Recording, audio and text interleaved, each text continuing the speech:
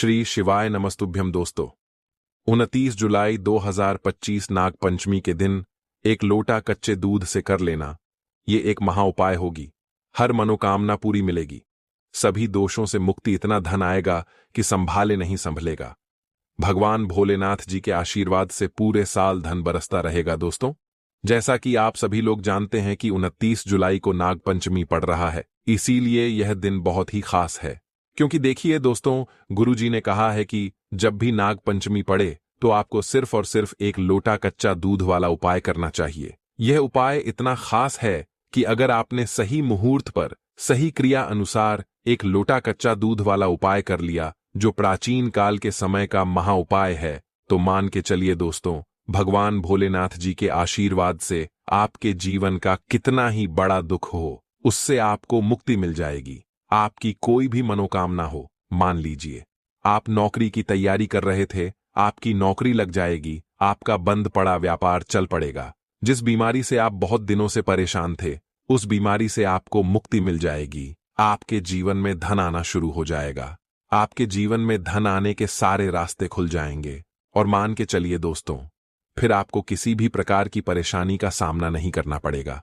इसीलिए दोस्तों, इस दिन आप लोगों को इस वाले उपाय को जरूर कर लेना है। भले ही आपने पूरे साल भर इस उपाय को ना किया हो, पर अगर आपने इस नाग पंचमी के दिन अगर इस वाले उपाय को कर लिया, तो आपको इस उपाय को करने का वह फल मिलेगा जिसकी आपने कभी कल्पना भी नहीं करी होगी।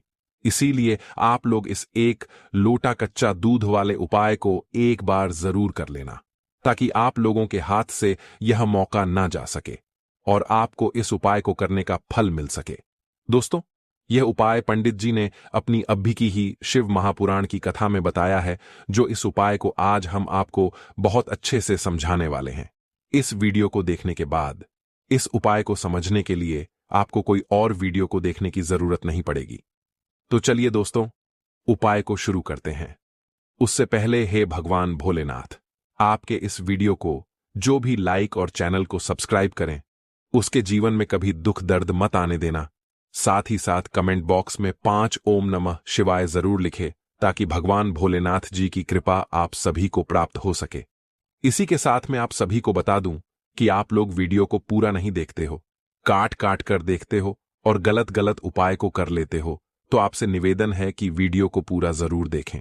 देखिए दोस्तों, ये नाग पंचमी का दिन ये इतना खास होता है, इतना महत्वपूर्ण होता है।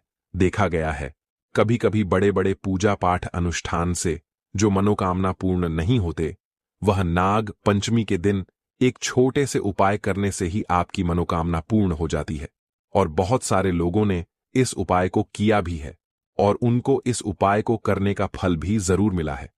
अगर आप लोग भी इस उपाय को करना चाहते हैं, तो आप इस उपाय को पहले अच्छे से समझ लेना, सुन लेना, उसके बाद करना। आपको इस उपाय का फल जरूर मिलेगा। और इस उपाय को कर लेने से आपके घर में चाहे किसी भी प्रकार की दुख और समस्या क्यों ना चल रही हो, आपको उसका कारण भी नहीं पता है कि भाई ये समस्या किस कारण से चल रही है, उसका कुछ भी कारण हो सकता है, जैसे पितृदोष हो सकता है या किसी भी तरह का मंगल दोष भी हो सकता है। तो इस दिन आप लोगों को यह वाला उपाय कर लेना है। ये एक ऐसा उपाय है जिस उपाय को अगर किसी विशेष दिन पर किया जाए, तो भाई उस विशेष दिन का जो है वह तो हमें मिलता ही मिलता है। पर हमने उस दिन पर इस एक लोटा कच्चा दूध वाले उपाय को किया है, तो हमें उससे भी बड़ा फल मिलता है, और फल बहुत जल्दी मिलता है, क्योंकि आप इस उपाय को बहुत ही बड़े और विशेष दिन पर कर रहे हो। तो चलिए अब उपाय के बारे में बात करते हैं, लेकिन उससे पहले आप लोगों को यह जानना आवश्यक है कि आखिर यह उपाय किस समय करना है, किसको करना है और कैसे करना है। तो चलिए हम आगे आपको वीडियो में एक एक करके बता देते हैं। तो दोस्तों, इस एक लोटा कच्चा दूध वाले उपाय को हमें इस नाग पंचमी के दिन कैसे करना है, किसको करना है, किस समय करना है और कहां पर करना है, ये सारे सवालों के जवाब आपको इस वीडियो में मिल जाएंगे। और जो ये वीडियो देखेगा भाई, उसको एक लोटा कच्चा दूध वाला उपाय जरूर करना चाहिए, क्योंकि इस दिन शत्रुओं और किसी भी दोष, किसी भी बीमारी से मुक्ति पाने के लिए एक लोटा कच्चा दूध का बहुत ही बड़ा और विशेष महत्व होता है। और जब बात आ जाए एक लोटा कच्चा दूध की, तो यह सोने पर सुहागा वाली बात हो जाती है और यह एक बहुत ही बड़ा उपाय हो जाता है। अब दोस्तों, इस एक लोटा कच्चा दूध वाले उपाय को आखिर करना किसको है? सबसे पहले हम लोग वह बात जान लेते हैं। तो देखो, घर की जो बड़ी माताएं बहनें होती हैं, उन माताओं बहनों में से कोई भी एक बड़ी माता बहन इस वाले उपाय को कर सकती है। अगर आप चाहे तो अपने घर में से सभी सदस्यों को भी इस उपाय को करवा सकते हैं। अगर किसी व्यक्ति की खुद की कोई मनोकामना है, खुद की कोई दुख और परेशानी है जो कि वह अपने लिए ही करना चाहता है इस वाले उपाय को, तो वह खुद अपने लिए भी कर सकता है। बाकी अगर कोई घर में से ऐसा है जो कि अपने पूरे घर परिवार की सुख और शांति के लिए यह वाला उपाय करना चाहता है, तो भाई वह भी कर सकता है।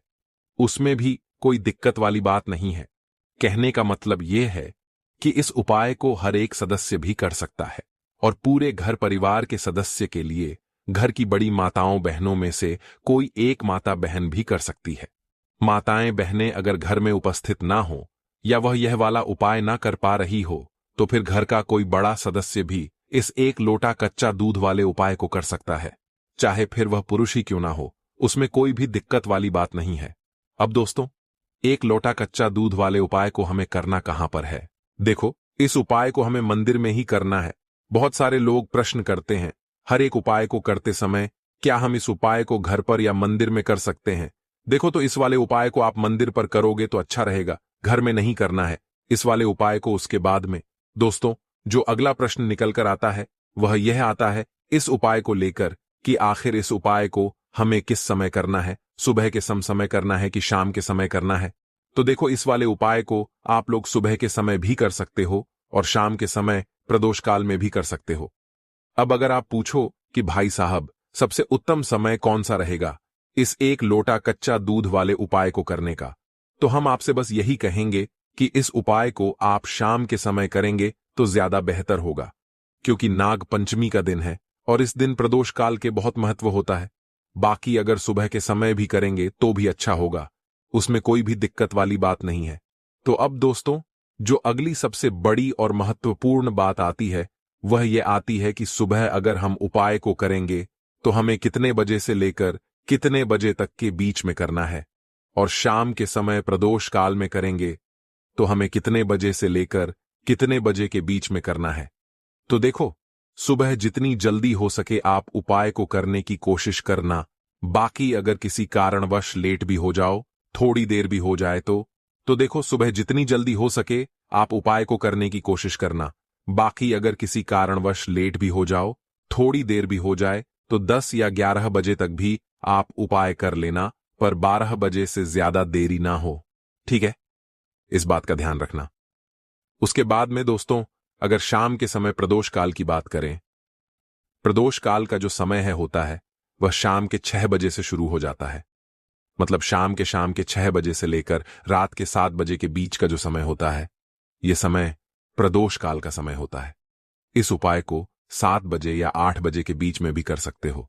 मतलब शाम के 6 बजे से रात 8 बजे के बीच में आप कभी भी इस वाले उपाय को कर सकते हो, उसमें कोई भी दिक्कत वाली बात नहीं है।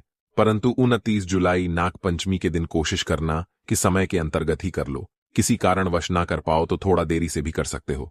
तो चलिए, अब हम अपने सबसे पहले उपाय की बात कर लेते हैं। तो जिस दिन नाग पंचमी मंगलवार को आती है, वो दिन सिर्फ पूजा का नहीं होता, वो एक पुरानी भूल की क्षमा मांगने का दिन होता है। हम सबके जीवन में कुछ ना कुछ ऐसा जरूर होता है जो हमने सीधे नहीं किया, लेकिन उसकी वजह से किसी ने फुफकार मारी, कोई बात झर बन गई, कोई रिश्ता कट गया, कोई सपना बुझ गया। और ये जो नागपंचमी है ना, ये उसी पुराने कटाव पर हल्का दूध डालने का दिन है। न चिल्लाकर, न बताकर, बस चुपचाप। इसके लिए आपको कोई कथा नहीं सुननी, कोई दीपक नहीं जलाना, कोई मंत्र नहीं पढ़ना। सिर्फ सुबह उठना है। उस दिन सूरज थोड़ा तेज निकलता है, गर्मियों जैसा नहीं, लेकिन सावन की नमी से भरा हुआ।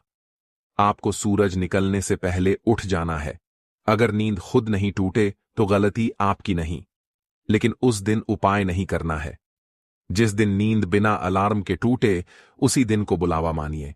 उठते ही आप बिना किसी से बोले सीधे अपने किचन में जाइए, वहां रखा एक साफ लौटा उठाइए।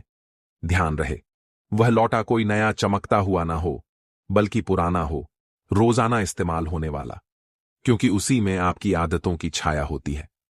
अब उसमें दूध भरिए, उबला हुआ नहीं, बिल्कुल कच्चा, न ठंडा किया हुआ फ्रिज वाला, न गरम किया हुआ, जैसे है वैसा ही। दूध डालते हुए मन में एक बार बोलिए, जैसा तू है वैसा ही मैं भी हूं, बिना पकाया, बिना सजा धजा। अब इस लोटे को आप अपने दोनों हाथों में लेकर अपने घर से बाहर निकल जाइए। न कोई थैली में रखिए, न कपड़े से ढकिए। जैसे कोई अपने हाथ में पानी लिए चलता है, वैसे ही आप जहां भी हैं, गांव, कस्बा, शहर, उस जगह का सबसे पुराना पेड़ या वीराना ढूंढिए। मंदिर जाना जरूरी नहीं है, लेकिन ध्यान रहे वो जगह ऐसी हो जहां आप अकेले हों, कोई आपकी पूजा ना देख रहा हो, ना समझ रहा हो कि आप क्या करने आए हैं। रास्ते में कोई देखे तो भी कुछ मत कहिए, न मुस्कुराइए, न नजरें मिलाइए। आप उस वक्त अपने और नाग के बीच एक चुपचाप का रिश्ता बना रहे होते हैं। अब उस जगह पर पहुंचकर उस पेड़ या जमीन को देखिए, गौर से, जैसे कोई पुराना चिट्ठी पढ़ रहा हो, जिसे समझने के लिए शब्द नहीं, सिर्फ मन चाहिए। वहां खड़े होकर